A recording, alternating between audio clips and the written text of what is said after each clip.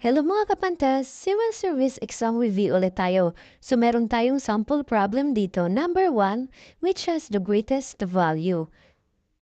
So ang choices natin, letter A, 1/4, B, 1/2, C, 1/3, D, 1/6, or E, 1/5. Kung natatandaan natin mga kapantas, kapag sinabing fraction, ito ay in the form of E over B, na kung saan ang A ay ang ating numerator, samantalang ang ating letter B naman ay ang ating denominator. So, example nito ay 1/7. So, si 1, siya ang ating numerator. So, si 7 naman, siya ang ating denominator.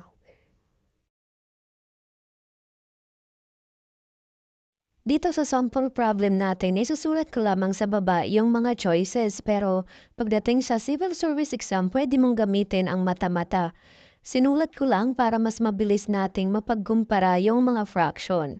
So para mahanap natin kung saan ang may pinakamalaking value, para malaman natin ay kailangan natin hanapin kung sino yung may pinaka-smallest denominator.